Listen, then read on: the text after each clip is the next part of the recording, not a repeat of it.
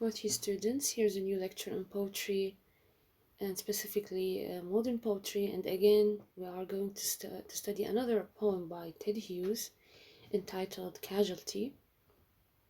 And before that, we have studied The Thought Fox by him. And in this poem, as the title give us a suggestion of what is it going to be about, casualty means the victim of a certain tragic event, whether it's war or accident. And as you see here in this picture, actually I put it here on purpose because the poem is talking about an aircraft that crashed, and the casualty we are talking about in the poem is the captain of this aircraft. He was the only one. He's just one person. Okay, there were no other people on this plane. So what do you need to know about the poem before we start with the text? This is one of Hughes' poems that presents the influence of war on him. Actually, Hughes wasn't a soldier. He didn't fight in war. And Ted Hughes is a British poet. But his father, since his father had an experience in war, he had first-hand experience in war. So he grew up in this house in which he was listening to such stories about war, about the influence of war. And even maybe he saw some psychological changes or some psychological behavior that was the influence of war on his father. So he already knew what kind of things war does to man. And also, if you remember from the previous lecture, we said something about he was interested in hunting and in animals. That's why you find so many poems written by him that are largely based on animal imagery. Animals and specific animals have a great connection actually between certain ideas that he wanted to express. So and here we can somehow we can link this interest in hunting and in animals to this influence of war. How? Notice here Hughes' interest in hunting and his constant portrayal of animals in his poetry could be attributed to the idea of violence and killing that follows from practicing hunting. So there is this idea that maybe Hughes' large interest in hunting, he was hunting for sport, and this direct contact with animals as he was hunting them, and these animals running away, for example, you see this kind of interaction that is mainly based on chasing, killing. There's victim, there's the hunting, the hunter and the hunted.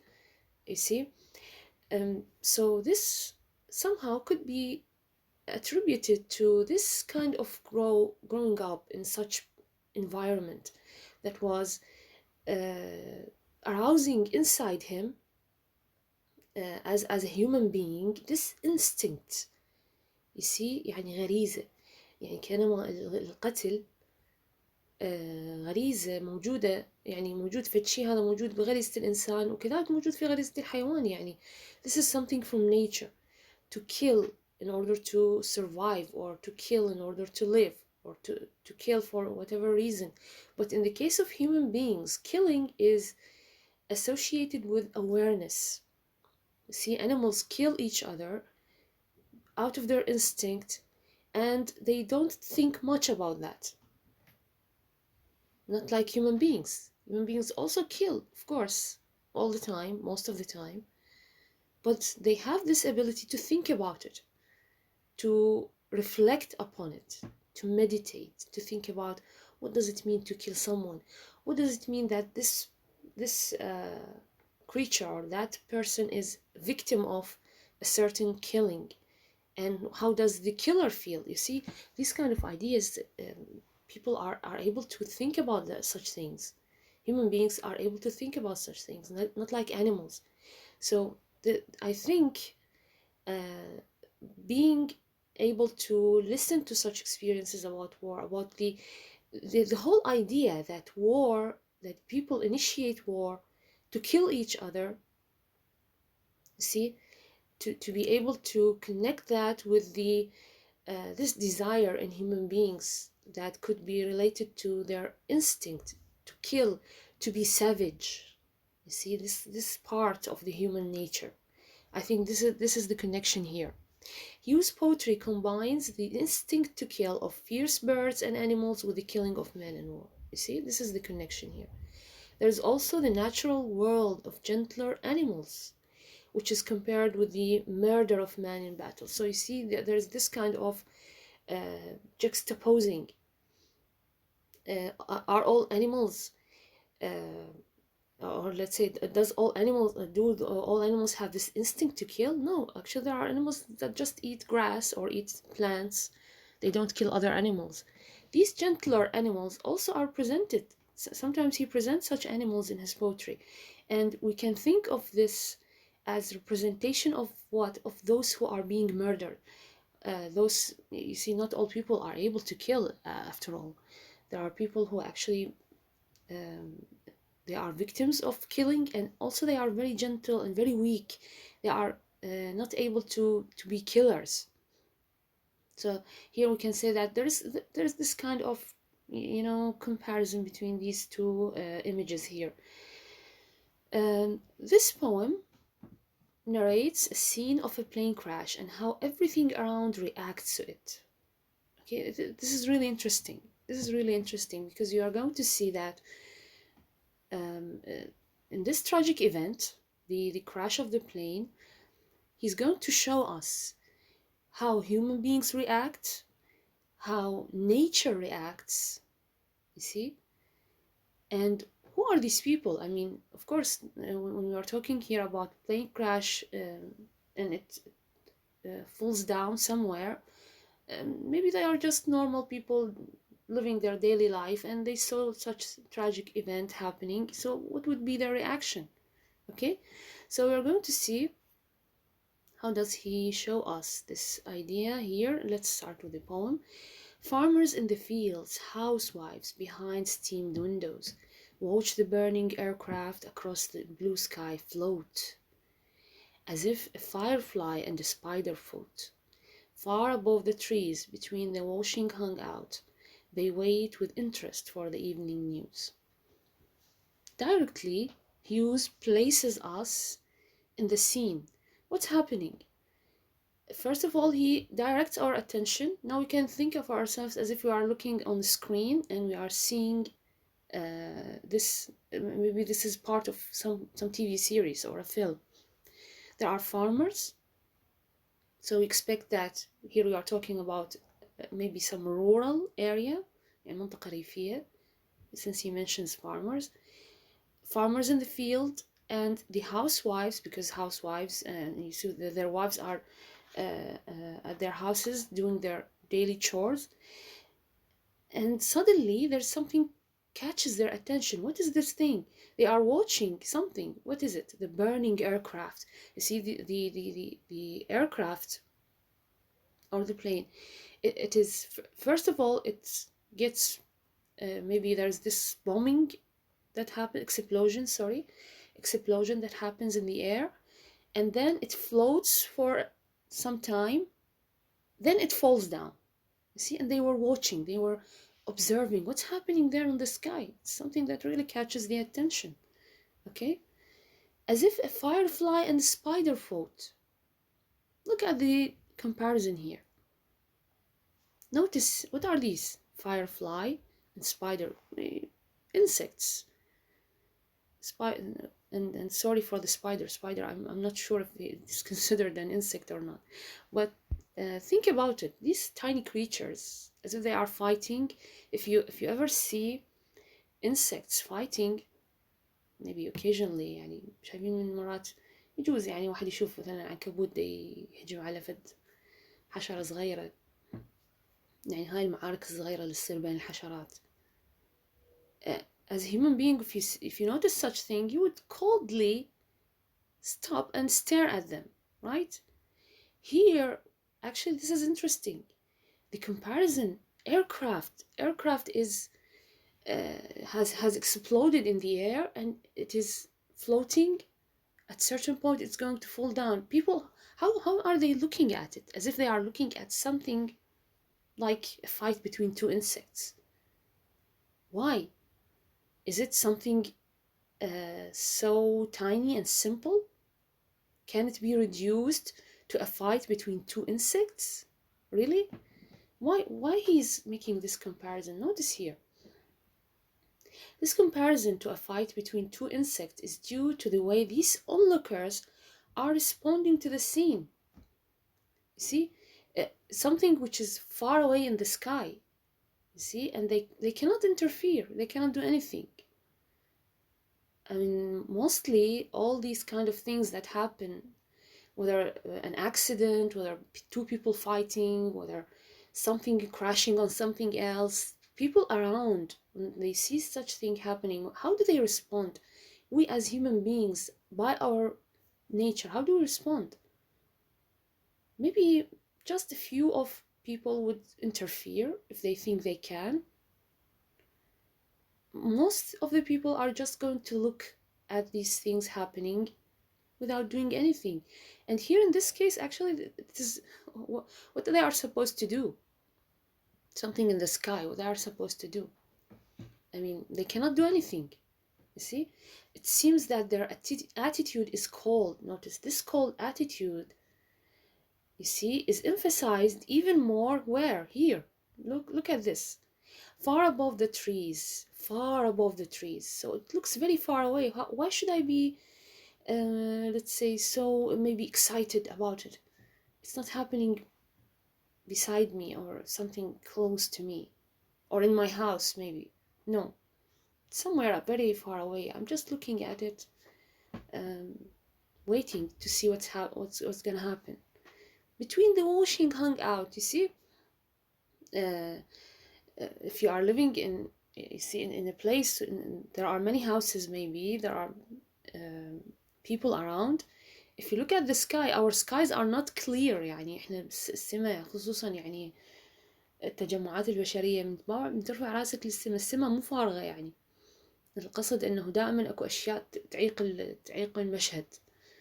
There are things like, for example, you see these electricity towers, or maybe there are the high houses, for example. The washing hung out. يعني هذا حبل الغسيل مثلا المعلق بالسماء. أشياء يعني دائما تخلي المشهد السماء مو صافي، مو يعني أنت دائما أكو شيء يعني يعيق إنه المشهد يكون فقط يعني just looking at the sky. There's something always in between your view and the clear sky.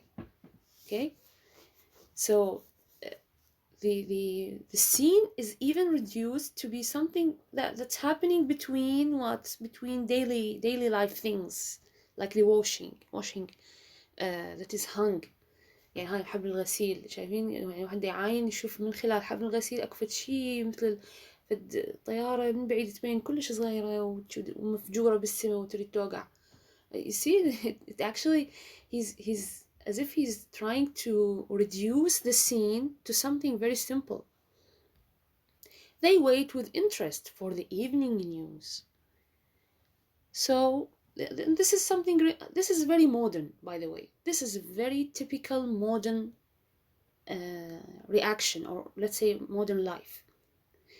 Whatever thing happens anywhere, you would think, okay, I'm going to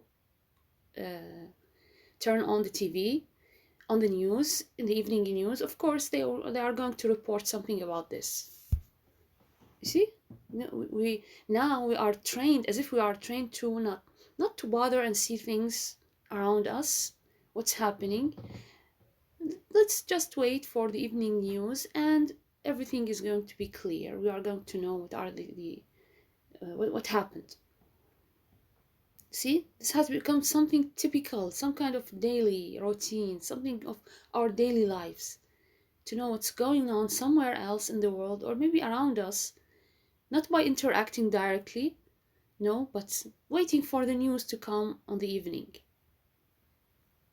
Okay?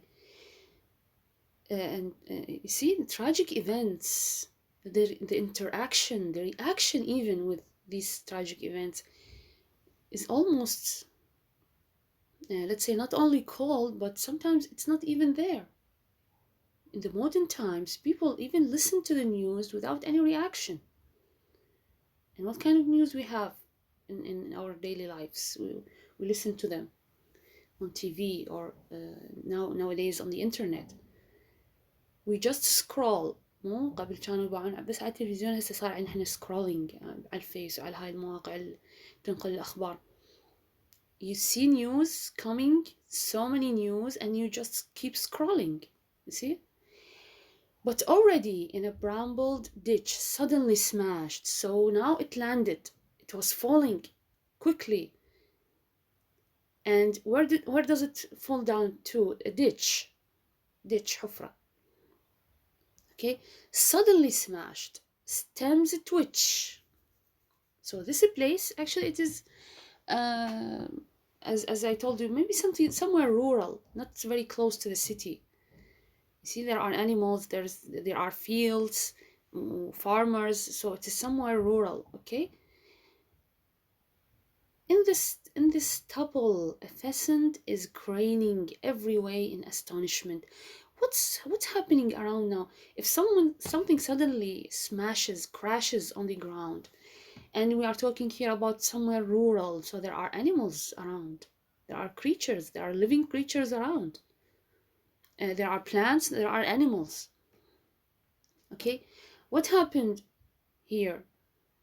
Notice the aircraft soon crashes, causing trouble in the surrounding, the vegetation and the animals in the area. Of course, when it falls down on certain maybe trees or certain area of plants, what happens to them? They are going to fall down or get let's say destroyed. So the pheasant was it sorry, what's a pheasant? It's this kind of bird. Yes, it's craning. Now it's producing sounds as if it is what, really afraid. Something suddenly crashed around it, very close to it, so it is astonished. شايفين حيوانات كلش تضطر فعل قوي. ليش؟ لأن هي غريزة هي اللي تتحكم بيها. Animals all the time, they have this very very strong reaction towards anything happening around them because they are acting out of their instincts. They don't stop to think to get whether should I be astonished or not, like human beings. The hare, this the يعني rabbit اللي هي أنثى الأرنب. The hare that hops up، أو العفو الهare أعتقد wild rabbit. That hare that hops up, quizzical, hesitant. Something happened. So شايفين هاي خصوصا هاي الحيوانات الرقيقة البسيطة. شوفوا هنا الحيوانات اللي يذكرها. The animals he's mentioning, they are the gentler animals. You remember we mentioned the gentler animals. Flattens ears. You see, animals when they get attentive and alert, their ears move and tears madly away. And the wren warns. Wren, this is a bird. This is a kind of bird. Okay, so these are the animals he mentioned here. The hare, the pheasant, the wren, they are all very gentle. You see, birds, small animals. So what happened to them? They get startled. They are alert now. Something dangerous maybe is going to afflict them. So they have this very strong reaction and emotional engagement with what happened. And notice here the reaction of the animals and plant is highlighted. There's actually Hughes in this stanza on purpose is doing this. There's a purpose behind this. To contrast, what is the purpose? To contrast with the coldness of the human reaction above.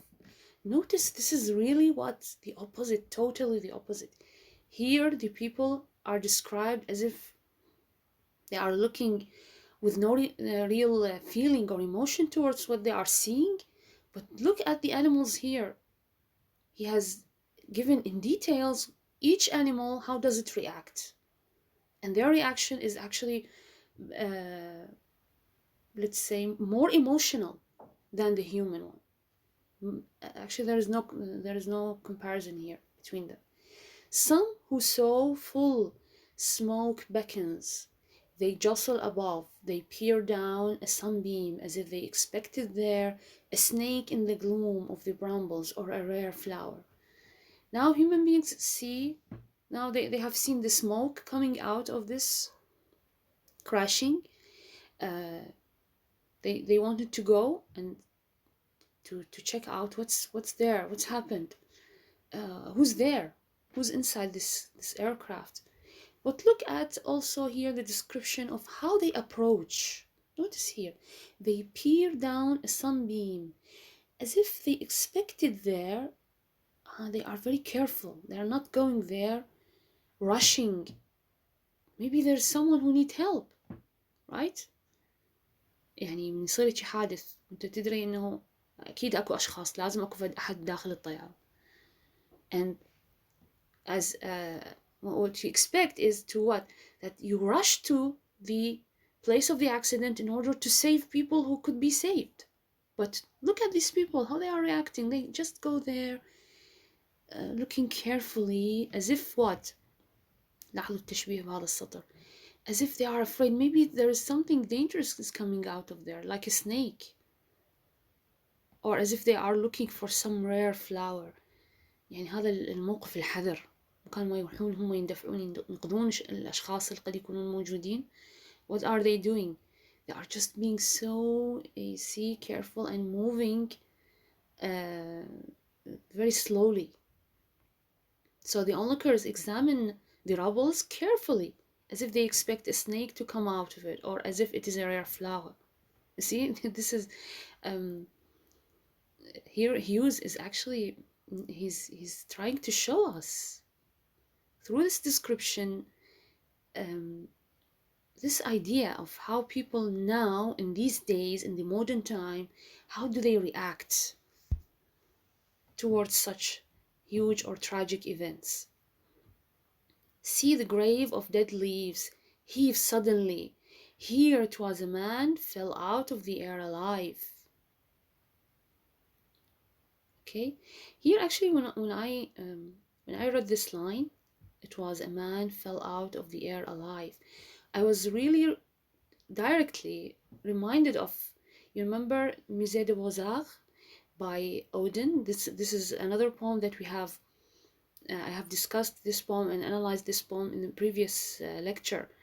This poem, if you remember, is based on a painting, The Fall of Icarus, and we all know the story of Icarus. When he fell from the sky, there is a painter, Bruegel, who what did he do? He depicted this in a painting. So in the poem he wrote such expression. He says that a boy falling from the sky. I mean, everything in the painting, all the elements, whether people, whether animals, they were not paying attention to what was going on, which was a very tragic and something that should attract their attention, a boy falling from the sky. So here it's something almost similar. It was a man fell out of the air alive. See? Here now his groans and senses groping. So when they approaches the place of the crash, they saw him. They saw this man, and he was groaning. You see the pain. He was maybe still alive a bit. Okay, they rip the slum of wheat, leaves, barbed coils. They raise a body. Now they are moving away all the kind of things around the rubbles of the crashing, and they arouse him. So they raise him. And what was his body like? A body that as the breeze touches it glows, branding their hands on his bones. Actually, I'm not sure if anything is still sane in this person. I mean, his bones, of course, they are broken. His whole body is broken now.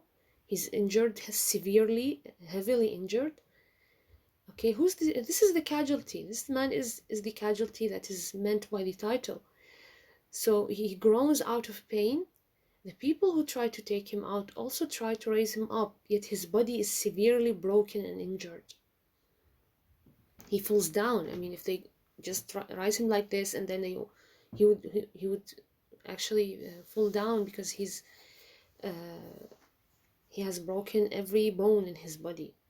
Now that he has no spine against heaped sheaves, they prop him up. They should be holding him, otherwise he couldn't hold himself up.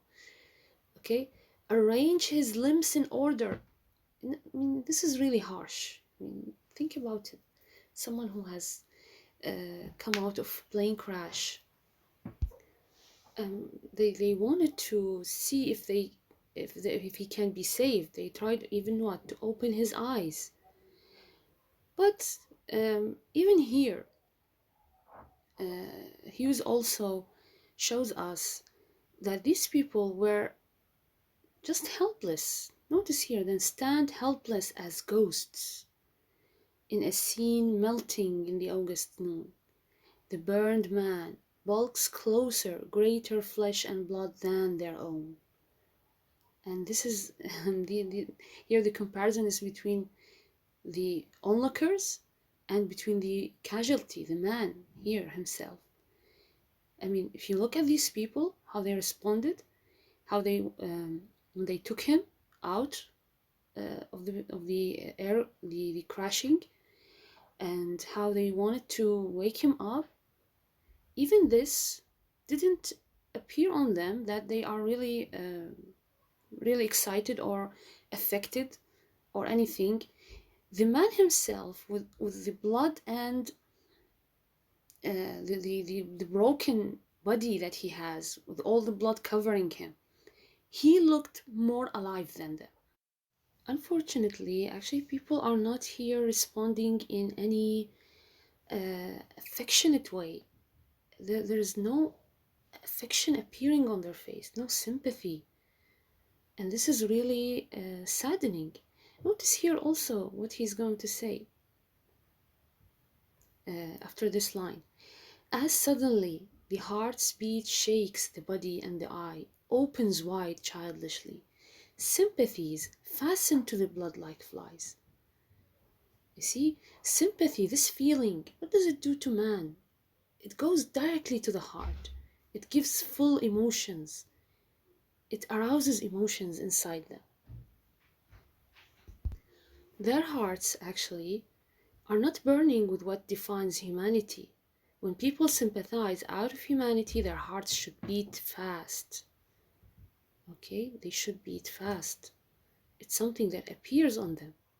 And their eyes open wide like children would react. Notice here, I think this expression childishly, because children, if you think about the concept of childhood, it is a time in one's life when they are still pure and undamaged. People in their childhood, even this ability to be shocked, to be astonished, is still there in them, right? What about these people? Nothing of that appears on them. Instead of that, how are their hearts? Here is no hearts more open or large than a fist clenched. Their hearts look very small. They are just as the size of a fist, which is what? Closed, clenched. And in their holding close complacency, its most dear, unscratchable diamond, as if what's there inside these fists that are closed, there's a diamond. They are protecting something, which is like a diamond. And you know, diamond is this kind of precious stone that cannot be scratched. هذا حجر الألماس، عفوا الألماس. So what is inside is not a heart that is affected. You see, their hearts are so small and silent. as a fist closed, and inside it is a diamond. See that that is not scratched or affected. And this is the problem with these people, that they don't show any kind of feeling or sympathy.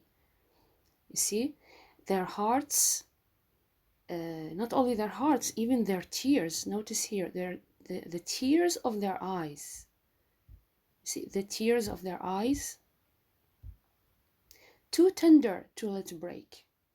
You see, when you look at them, how they are responding, how they are reacting, they are not even crying over what they are seeing.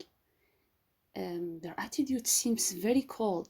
Start to the lip of such horror, close as mourners can. What if you look at them? What you're reminded of is of the mourners when they stand in a funeral, and they are just doing their job there, standing. There's a duty here. They are doing it without any feelings, without any emotions. So they don't cry as expected. They are like mourners who are required to stand and act as if sad. Okay, even the sadness, maybe it's not real one. Greedy to share all that is undergone, grimace, gasp, gesture of death, till they look down on the handkerchief at which his eye stares up. You see, what they are thinking about is how to later on speak about what they have seen. Okay, their emotions are out of necessity, not real sympathy. They are more interested in looking at the event and curious to tell the story with the details of how the death of the casualty happened. I mean, you can think or can imagine how such a tragic event like the death of someone like this, in this way, all that concerns people about it is that this is something fresh to talk about, to narrate in details how this person, first of all, the expression on his face, how does it look before his death? Because, sometimes people speak like this. Have you ever seen someone before they die, before their death, maybe some moments before their death? Have you seen the expression on their face? I have seen someone like that, as if it is some kind of achievement that they have. There is actually, what Hughes is trying to say here is, even such thing like death is reduced to a story that can be the subject of gatherings, some topic that people talk about, and then they move to some other topic. You see, something in the news, just something that passes by in the news. The idea here is normalizing such tragic events. Okay, so they are more interested in looking at the event and curious to tell the story with the details of how the death of the casualty happened. Maybe his eyes look would move them to change their attitude, but it seems that Hughes is just giving us false hope here about them. No, I don't think they are going to move. This is what he's trying to say. I think this is ironic. They are not even going to be moved by the look on his eyes.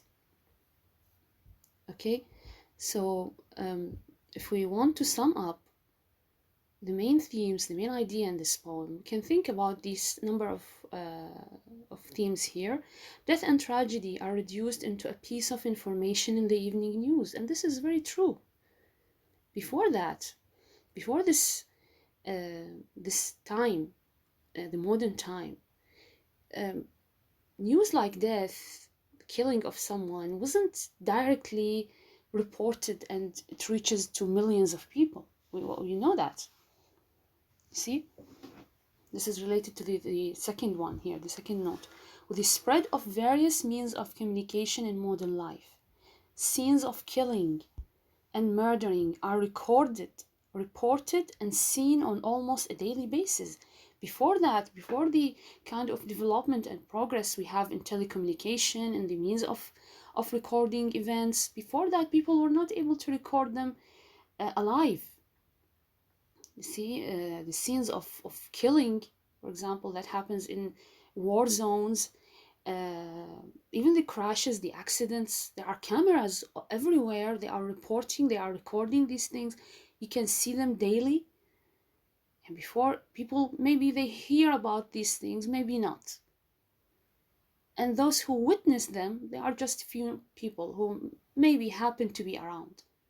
But now, in our time, in the modern time, and even till nowadays, such things are recorded, and you can see them not just one time, many times. many times. ندخل على اليوتيوب، أي شيء، أي حدث صاير قبل يومين، هسه، قبل ما أعرف كم ساعة، كلها تلقى على اليوتيوب فيديوهات تصعد وتقدر تشوفها بأي وقت، تخزنها أيضا. See the difference? What does this make to human beings?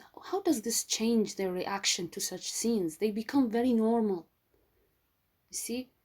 To the point that seeing such scenes is normalized and people's sympathy is replaced with apathy. This is a very nice word that really describes what this means. Okay? يعني التعاطف يختفي، يروح التعاطف. People cannot sympathize anymore because they see these things all the time. They get used to them. Instead, what do we have? We have apathy، يعني نوع من اللامبالاة. Okay, just go ahead. Let's look at the other thing. What's next? You see? The world of nature. What about nature here? The world of nature is still preserving its liveliness, unlike human beings. See? In his description of the place where the plane crashed, Hughes shows the other creatures emotionally alert more than the humans around. And this was real in the second stanza. You remember when I told you? He, on purpose, he would describe the reaction of these animals in details and how they are awakened, alert, feeling danger, astonished, unlike human beings. This is on purpose to show the contrast. Look at how human beings react and look how nature is still alive and alert. So modern life has made it difficult, and this is no one's fault. You see, we didn't choose to be like this. This is how our life has become.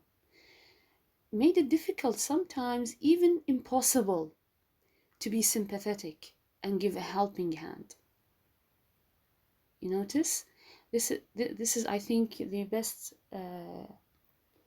summing up of all the kind of main ideas and themes in this poem. And I think this is a really nice poem that expresses one of the features of modern life, how it has become so difficult to maintain all these human values and feelings and pure emotions that used to be alive and vital before. That was all for this poem. I hope that it was helpful. See you in next videos. Thank you.